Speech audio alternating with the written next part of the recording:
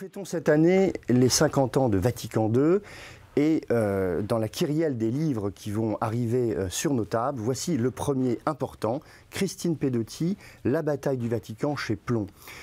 C'est un livre qui suit le Concile au jour le jour, extrêmement bien documenté, aux sources majeures des acteurs du Concile, et c'est un livre qui est écrit avec beaucoup de talent, dans une langue très vive et très alerte.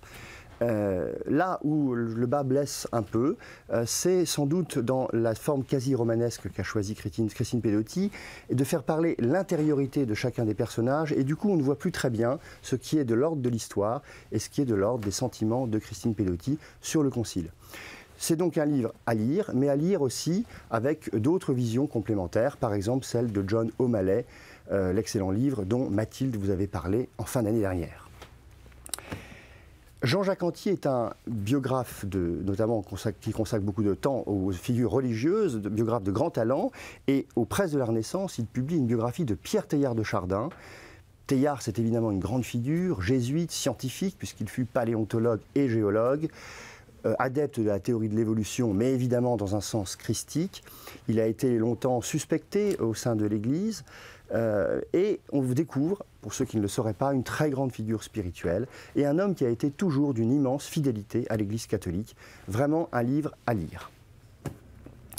Jean-Claude Lavigne est dominicain, spécialiste, peut-on dire, de la question religieuse.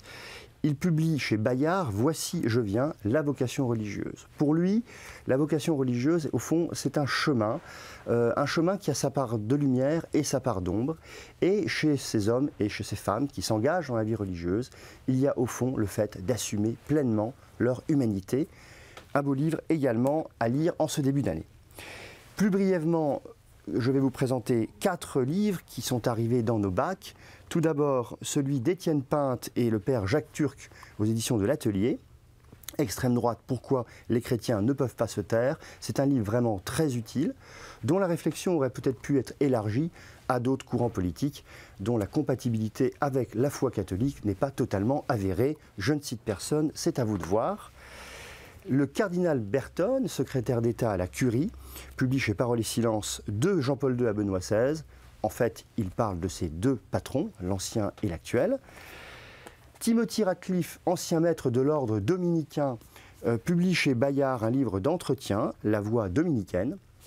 Et enfin, l'excellent frère de Saint Jean, Marie-Dominique Gouttière, publie chez Parole et Silence un commentaire théologique de la première épître de Saint Jean, Dieu est lumière, Dieu est amour. C'est vraiment du très bon.